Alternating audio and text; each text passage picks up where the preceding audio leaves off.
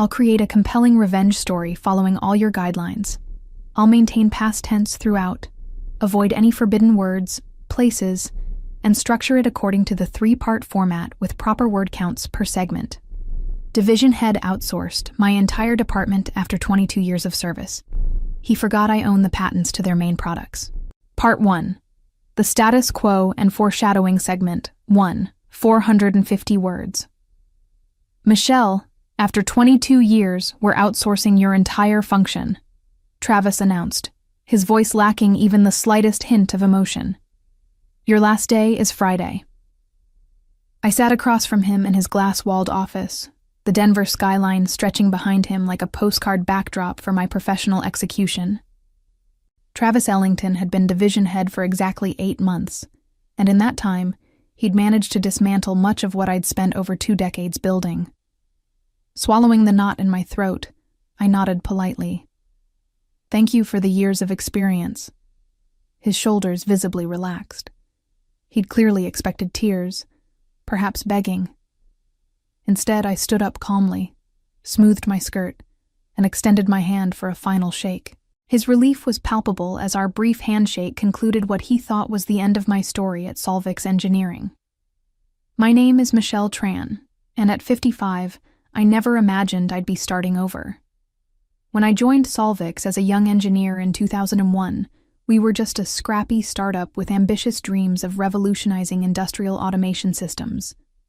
I had worked countless weekends, missed vacations, and sacrificed family time to help transform those dreams into reality. Now, our hydraulic control systems were industry standards, used in everything from manufacturing plants to aerospace applications.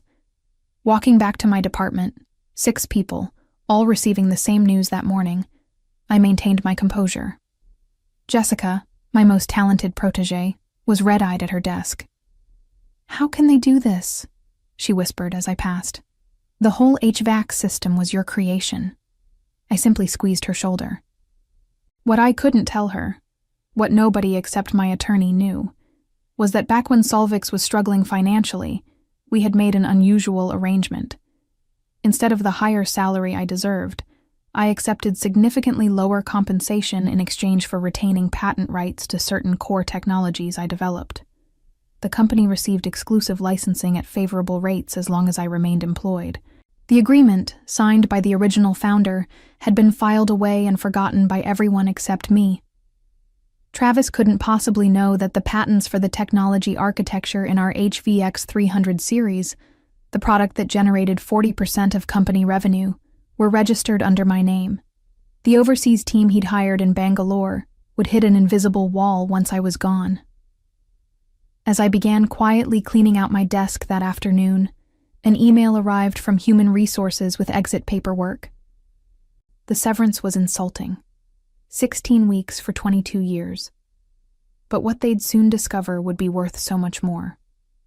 22 years earlier, I had walked into Solvix Engineering for the first time, carrying nothing but a messenger bag and boundless determination. The original offices were nothing like the gleaming glass tower we now occupied, just 2 floors of a converted warehouse with questionable heating and a persistent smell of motor oil. "Welcome aboard," Harold Jenkins, the founder, had said, pumping my hand vigorously. "We can't offer much in salary yet, but we're going to change the way industrial systems function. You'll have ownership in whatever you create here." Harold had meant it both figuratively and literally. When I developed the first prototype of what would become our hydraulic variable axis control system, the company was on the verge of bankruptcy. Instead of letting my innovation become the property of whatever corporation might acquire our assets, Harold had drawn up the unusual patent arrangement. Solvix would have exclusive licensing rights as long as I remained part of the team, but the intellectual property would stay with its creator. "This protects both of us," he'd explained. "The company gets the technology at favorable rates, and you get security no matter what happens."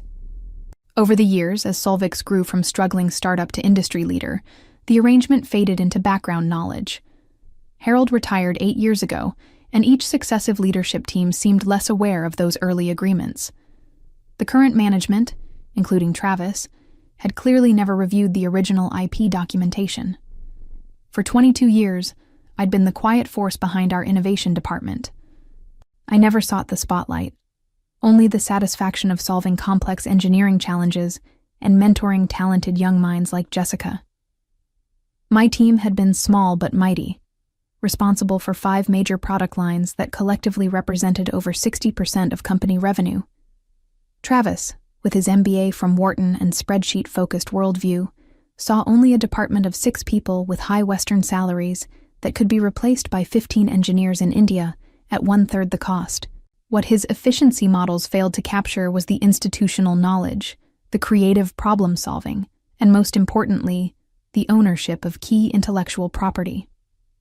The days following Travis's announcement passed in a blur of paperwork and awkward goodbyes.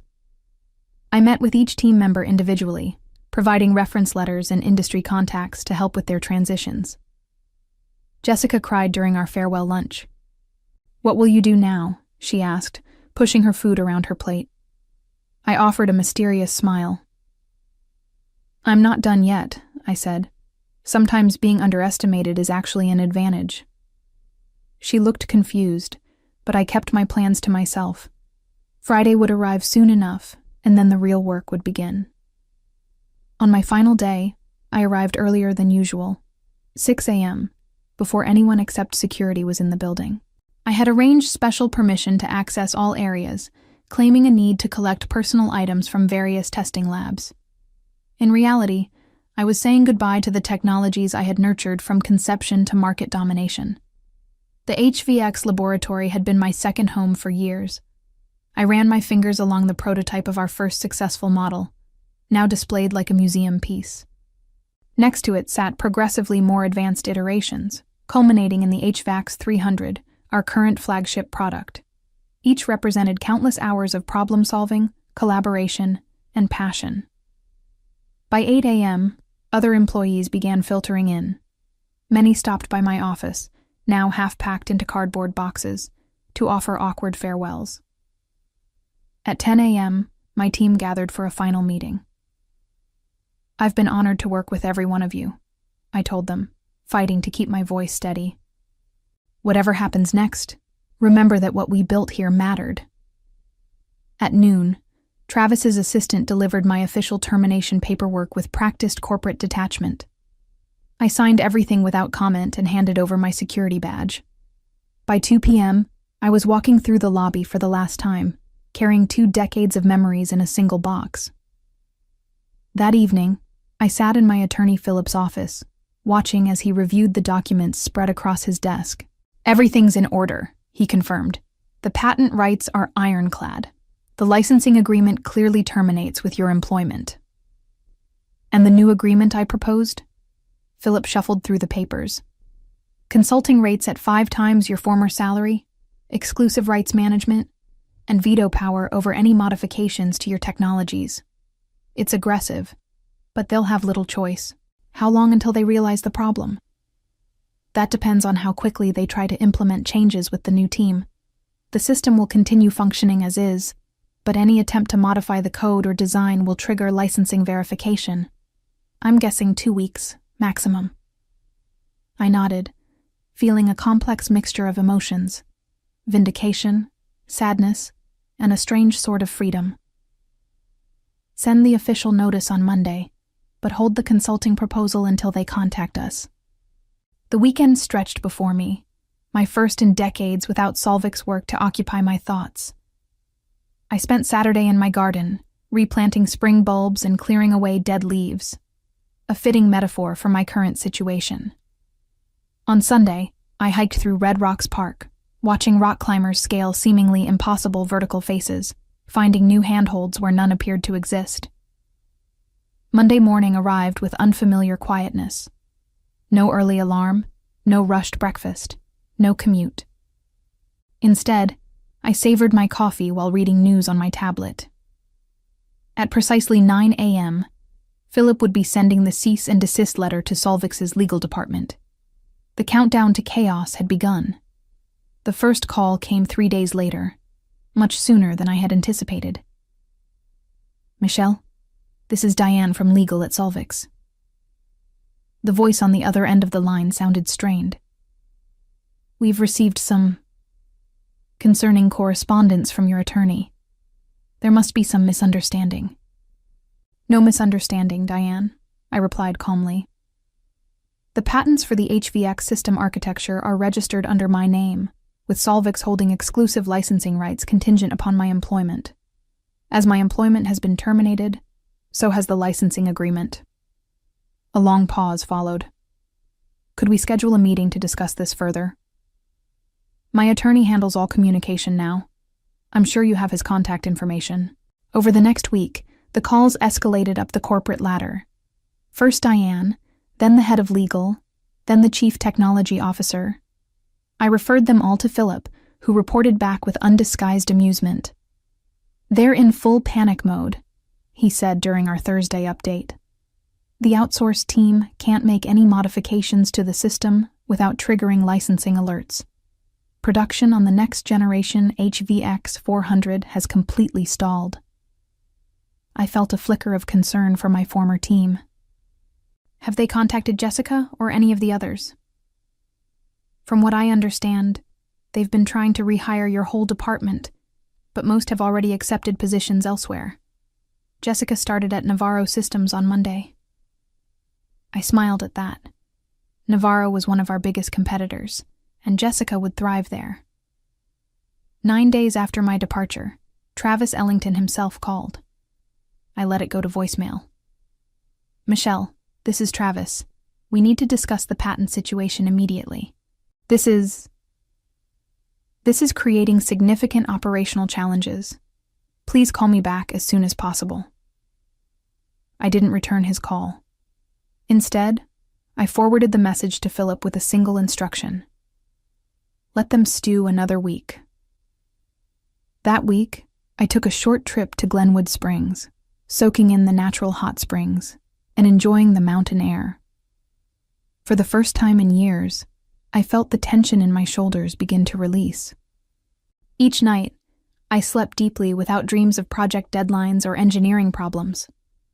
When I returned home, there were 4 more messages from Travis, each more desperate than the last. The final one abandoned all pretense of corporate composure. "Michelle, please. The board is breathing down my neck. We've had to halt 3 production lines. Whatever you want, we'll discuss it. Just call me back." Philip reported that Solvix's stock had dropped 12% since news of the production challenges had leaked to industry analysts. The board was scheduled to meet in emergency session on Friday. "Time to present our proposal," I told him. "Send over the consulting agreement." The terms were straightforward, but heavily in my favor. I would provide exclusive licensing for all my patents at reasonable rates, plus consulting services at 5 times my former salary. Additionally, I would have final approval on any modifications to my technologies, and I would train the new engineers, both in Denver and remotely in Bangalore. Thursday morning, my doorbell rang. I opened it to find Travis standing on my porch, dark circles under his eyes and his typically perfect appearance noticeably disheveled. "Michelle," he said, his voice hoarse. "The board has removed me as division head. I've been demoted to regional sales. I just wanted to speak with you directly before I leave Denver." I studied his face, not with satisfaction at his downfall, but with the weary recognition that he had learned nothing from this experience. "Travis, this wasn't personal," I said finally. "It was about respecting the value of what was built over decades." He looked down, unable to meet my eyes. "The new interim division head wants to meet with you. Eleanor Jenkins." I couldn't hide my surprise. "Harold's daughter?" Travis nodded. "She's been called in to handle the crisis." Eleanor Jenkins had her father's eyes, keen, intelligent, and capable of looking straight through corporate nonsense. We sat across from each other at a corner table in a small cafe downtown, away from Solvix headquarters. "I returned from London as soon as I heard," she said, stirring her tea methodically. "Dad always said you were the backbone of Solvix's innovation. I should have stayed more involved after he retired." Eleanor had chosen a different path from her father, becoming an international consultant for renewable energy projects. She had inherited his shares in Solvix, but had remained a passive board member until now. The board has asked me to resolve this situation, she continued. They've unanimously approved your consulting proposal. I raised an eyebrow. That was fast. Production has completely halted on our main product lines. The Bangalore team is skilled, but they can't work without access to the foundational architecture. Every day we delay costs millions. And Travis's outsourcing decision? Eleanor's expression hardened slightly. Being reevaluated. His approach was short-sighted. I sipped my coffee, considering. The agreement isn't just about money, Eleanor. It's about respect for innovation and the people who create it. I understand that better than most, she replied. Which is why I'm proposing an addition to your terms. She reached into her leather portfolio and slid a document across the table. I scanned it quickly, then looked up in surprise. Director of Advanced Innovation, with a seat on the executive committee? Eleanor nodded. We need to rebuild what was lost. Your patents are valuable, but your vision is irreplaceable. I want you to lead a new department focused on next-generation technologies, with complete autonomy and direct board access. The offer was unexpected and flattering, but caution tempered my response. What about the outsourced team?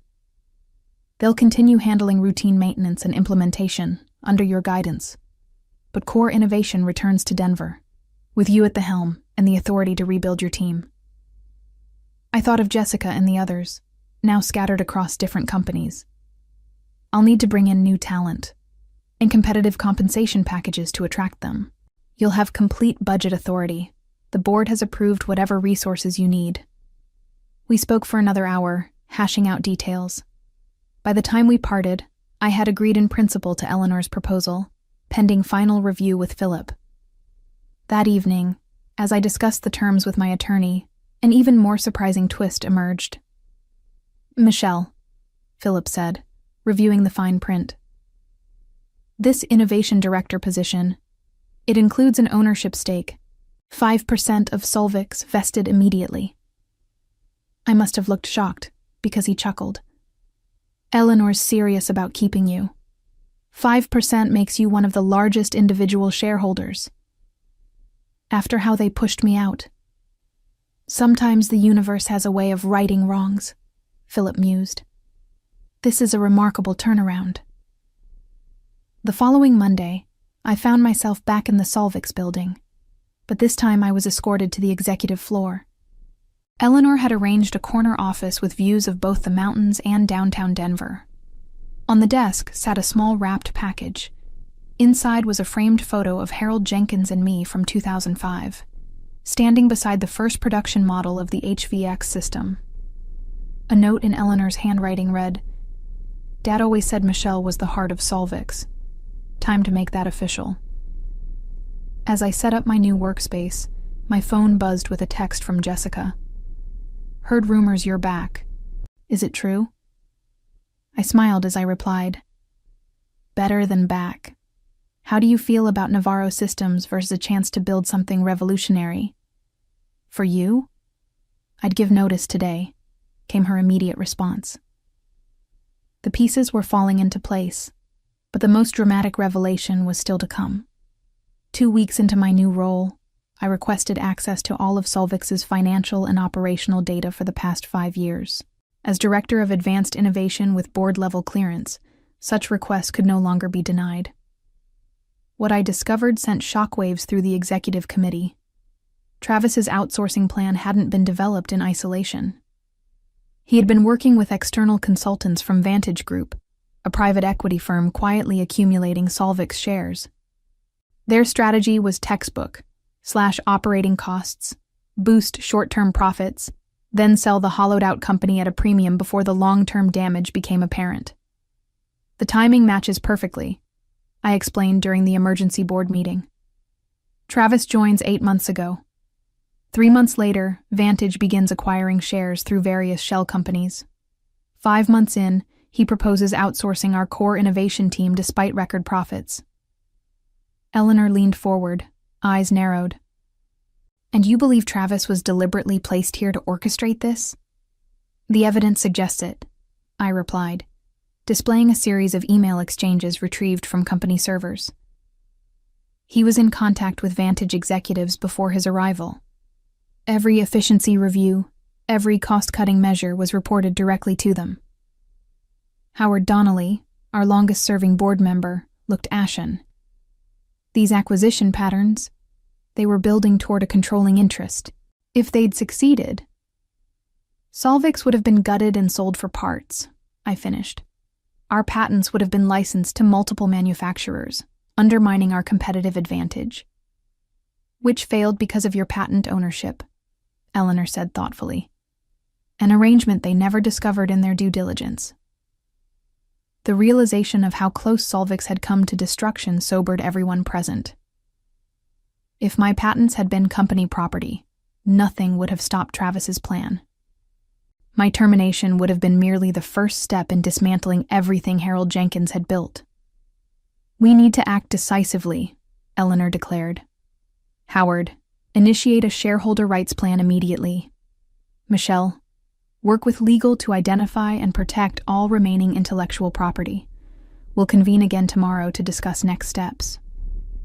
After the meeting, Eleanor asked me to stay behind.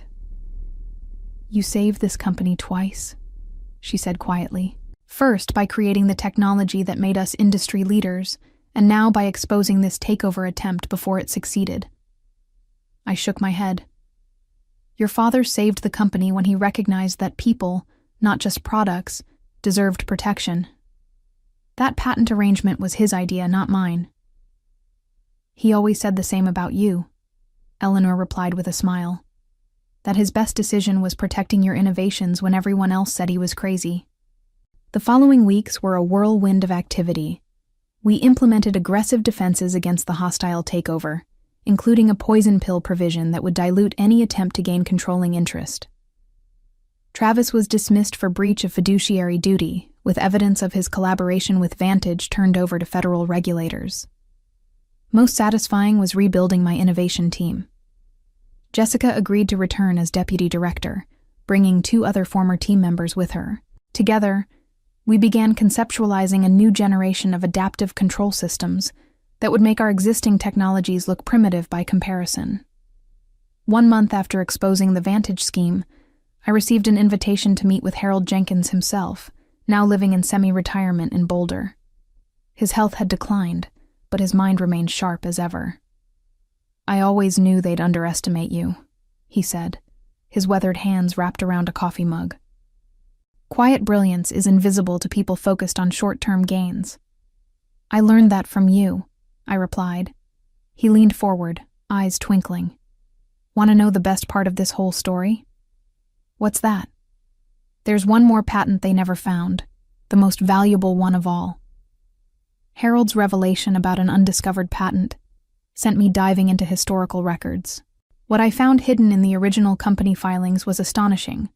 A master patent for an adaptive learning framework that underpinned not just the HVX system, but potentially all future iterations of our technology.